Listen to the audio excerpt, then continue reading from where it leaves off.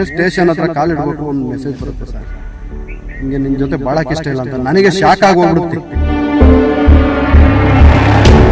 9 ವರ್ಷದಿಂದ 2017ರಲ್ಲಿ ಮದುವೆ ಆಗಿರ್ತೀವಿ. 9 ವರ್ಷದಿಂದ ಅವಳ ಜೊತೆ ಜೀವನ ಮಾಡಿದ್ದೀನಿ. ಚೆನ್ನಾಗಿ ದೈಹಿಕವಾಗಿ ಮಾನಸಿಕವಾಗಿ ಎಲ್ಲ ರೀತಿಯೂ ಚೆನ್ನಾಗಿರ್ತಾಳೆ. ಒಬ್ಬ 6 ವರ್ಷದ ಮಗ ಇದ್ದಾನೆ ಸರ್ ನಮಗೆ. ಎಲ್ಲ ರೀತಿಯೂ ಚೆನ್ನಾಗಿರ್ತೀವಿ. ಈ ಮೆಸೇಜ್ ನೋಡಿ ಶಾಕ್ ಆಗ್ಬಿಡುತ್ತೆ.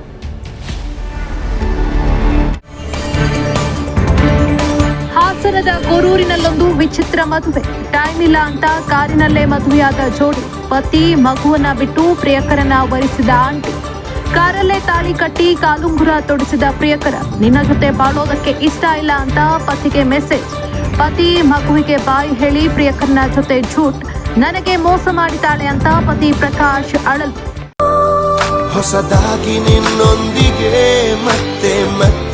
ಹಾಸನ ಜಿಲ್ಲೆಯ ಗೊರೂರು ಪೊಲೀಸ್ ಠಾಣಾ ವ್ಯಾಪ್ತಿಯಲ್ಲಿ ಒಂದು ವಿಚಿತ್ರ ಘಟನೆ ನಡೆದಿದೆ. ಪತಿಯನ್ನ ತ್ಯಜಿಸಿದಂತ ಮಹಿಳೆ ಪ್ರಿಯಕರನನ್ನ ಕಾರಿನೊಳಗೆ ವಿವಾಹ ಆಗಿದ್ದಾಳೆ. ಇದೀಗ ಒಂದು ವಿಡಿಯೋ ಸೋಷಿಯಲ್ ಮೀಡಿಯಾದಲ್ಲಿ ವೈರಲ್ ಆಗ್ತಾ ಇದೆ.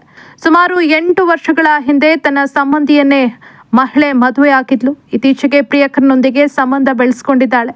ಬಳಿಕ ಗಂಡನನ್ನ ಬಿಟ್ಟು ಪ್ರಿಯಕರನ ಜೊತೆ ಹೋಗಿದ್ದಾಳೆ.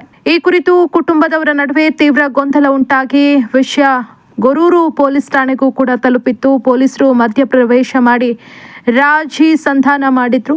ಆ ಬಳಿಕ ಮಹಿಳೆಯನ್ನ ಸಾಂತ್ವನ ಕೇಂದ್ರಕ್ಕೆ ಕಳುಹಿಸಿಕೊಟ್ಟಿದ್ರು. ಆದ್ರೆ ಸಾಂತ್ವನ ಕೇಂದ್ರದಲ್ಲಿದ್ದ ಮಹಿಳೆ ಮತ್ತೆ ಗಂಡನ ಮನೆಗೆ ಹೋಗ್ಬೇಕು ಅಂತ ಮನವಿ ಮಾಡ್ಕೊಂಡಿದ್ದಾಳೆ. ಕುಟುಂಬದವರ ನಂಬಿಕೆಯನ್ನ ಗಳಿಸಿದ್ದಾಳೆ. ಇದನ್ನ ನಂಬಿದಂತಹ ಪತಿ ಆಕೆಯನ್ನ ಮನೆಗೆ ಕರ್ಕೊಂಡು ಹೋಗಿದ್ದಾನೆ.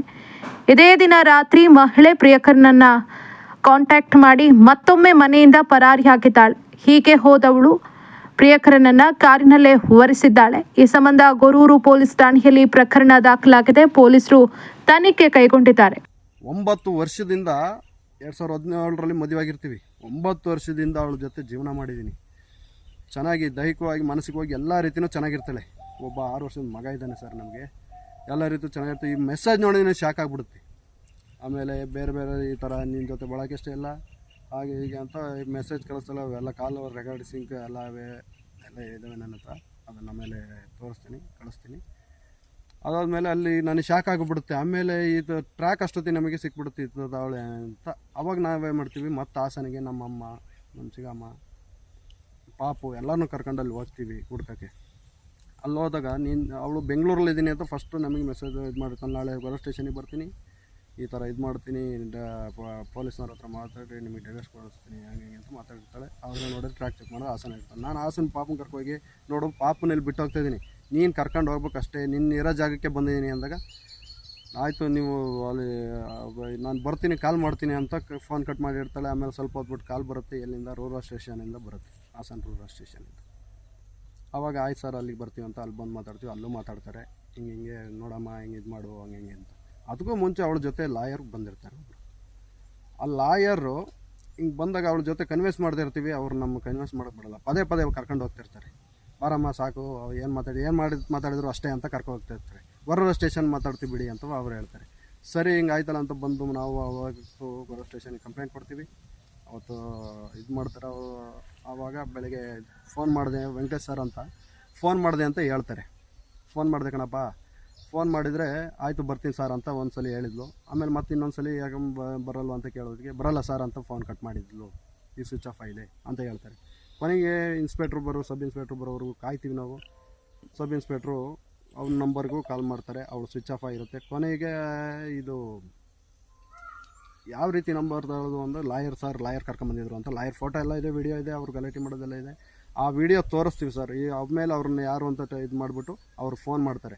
ಸರ್ ನೀವು ಸೆಕ್ಯೂರಿಟಿ ಕೊಡೋದ್ರಿಂದ ಅವ್ರು ಕರ್ಕೊಂಬರ್ತೀವಿ ಅಂತ ಕರ್ಕೊಂಡು ಬರ್ತಾರೆ. ಇಲ್ಲಿ 3 ಗಂಟೆ ಹಂಗೆ ಗೊರೂರು ಸ್ಟೇಷನಿಗೆ ಕರ್ಕೊಂಬರ್ತಾರೆ. ಗೊರೂರು ಸ್ಟೇಷನಿಗೆ ಕರ್ಕೊಂಡು 4 ಜನ ಲಾಯರ್ ಬಂದಿರ್ತಾರೆ ಸರ್. ಅವಳ ಪರವಾಗಿ 4 ಜನ ಲಾಯರ್ ಬಂದಿರ್ತಾರೆ. ನನ್ನ ಕಡೆಯಿಂದಲೂ ಜನ ದುಡ್ಡಿಗೋಸ್ಕರ ಬಂದಿರಲ್ಲ, ಇಡೀ ಊರೇ ನನಗೋಸ್ಕರ ಬಂದಿರುತ್ತೆ ಸರ್. ಯಾಕೆಂದರೆ ನಾನು ಆ ರೀತಿ ಊರಲ್ಲಿದ್ದೀನಿ. ಏಕೆಂದ್ರೆ ನಾನು ಅಂದರೆ ನಂಬಿಕೆ ಜನಕ್ಕೆ ನಾನು ಯಾವುದೇ ರೀತಿ ಯಾರಿಗೂ ಇದು ಮಾಡಿಲ್ಲ. ಅದಕ್ಕೋಸ್ಕರ ಊರಿನ ಜನಗಳು ನನಗೋಸ್ಕರ ಅಲ್ಲಿ ಬಂದಿರ್ತಾರೆ ಸರ್. ಎಲ್ಲ ರಿಕ್ವೆಸ್ಟ್ ಮಾಡಿ ಕೇಳ್ಕೊತಾರೆ, ಹೋಗಮ್ಮ ಏನಾಯಿತು, ಏನು ಪ್ರಾಬ್ಲಮ್, ಏನು ವ್ಯರ್ಥ ಎಲ್ಲ ಹೇಳುವಂಥ. ಅವಳು ಏನು ಹೇಳೋದು ಸರ್, ಮಾತಿದ್ದು ಬರೀ ಒಂದು ಡೈವರ್ಸ್ ಅಷ್ಟೇ. ಇವು ಅಂದರೆ ಇಷ್ಟ ಇಲ್ಲ, ಏನು ಗಂಡ ಹೊಡಿತಾನ ಇದು ಮಾಡ್ತಾನೆ ಏನು ಹೇಳಲ್ಲ, ಅಂತ ಹೇಳ್ತಾಳೆ. ಅದಾದಮೇಲೆ ಈ ಥರ ಎಲ್ಲ ಆಯಿತು. ಪೊಲೀಸ್ ಸಬ್ ಇನ್ಸ್ಪೆಕ್ಟ್ರೆಲ್ಲ ಮಾತಾಡಿ, ನೋಡಮ್ಮ ಗಂಡನ ಜೊತೆ ಹೋಗೋದವ್ರು ಹೋಗು, ಇಲ್ಲ ಲಾಯರ್ ಜೊತೆನೇ ಕಳಿಸಲ್ಲ, ಅಪ್ಪನ ಜೊತೆ ಹೋಗೋದವ್ರು ಹೋಗು, ಯಾರ ಜೊತೆ ಹೋಗಲ್ಲ ಅಂತಾಳೆ. ಆಮೇಲೆ ನಿಮ್ಮ ಮಹಿಳಾ ಸಾಂತ್ವನ ಕೇಂದ್ರಕ್ಕೆ ಹಾಕ್ತೀನಿ ಅಂತ ಹೇಳ್ತಾರೆ. ಆಯಿತು ಅಂತ ಲಾಯರು ಸರಿ ಅಮ್ಮ ಅಲ್ಲಿ ಬರ್ತೀನಿ ಬಿಡಿ ಮಾತಾಡ್ತೀನಿ ಅಂತ ಲಾಯರು ಹೇಳ್ಬಿಟ್ಟು ಹೋಗ್ತಾರೆ ಅವರು 4 ಜನ. ಅದಾದಮೇಲೆ ಮಹಿಳಾ ಸಾಂತ್ವನ ಕೇಂದ್ರಕ್ಕೆ ಹಾಕಿರ್ತಾರೆ. 1 ದಿನ ಕಳೆಯುತ್ತೆ, 6ನೇ ದಿನ ಹಂಗೆ ಕಾಲ್ ಬರುತ್ತೆ. ಕಾಲ್ ಬಂದಾಗ ನಾನು ತಪ್ಪಾಯಿತು ಬಂದುಬಿಡ್ತೀನಿ ಕರ್ಕೊಂಡೋಗಿ ನನ್ನ ಹಾಗೆ ಹೀಗೆ ಅಂತ ಹೇಳ್ತಾಳೆ. ಅದಕ್ಕೆ ನಾನು ನೀನು ಅಲ್ಲೇ ಸತ್ರ ಸಹ ಈ ಥರ ಮೋಸ ಮಾಡೇಳು, ಮಗನ್ನ ಅಷ್ಟೊಂದು ಕೇಳ್ಕೊಂಡಿದ್ದೀನಿ, ಮಗನ್ನು ಅಷ್ಟೊಂದು ಪ್ರೀತಿ ಮಾಡ್ತಿದ್ದಾಳೆ, ಹೆಂಗೆ ಹೋದೆ ನೀನು ಹಾಗೆ ಹೀಗೆ ಅಂತ. ಅಷ್ಟೊತ್ತಿಗೆ ಆಲ್ರೆಡಿ ಸ್ಟೇಷನಲ್ಲಿದ್ದಾಗಲೇ ನಮಗೊಂದು ವಿಡಿಯೋ ಬಂದಿರುತ್ತೆ. ಏನಪ್ಪ ಅಂದರೆ ಅವಳು ಕಾರಲ್ಲಿ ಕೂತ್ಕೊಂಡು ಬೇರೆಯವ್ರ ಜೊತೆ ತಾಲಿ ಕಟ್ಟಿಸ್ಕೊತಿರೋದು. ಇದು ಪಬ್ಲಿಕ್ ಇಂಪ್ಯಾಕ್ಟ್, ಜನಶಕ್ತಿಯೇ ನಿರ್ಣಾಯಕ.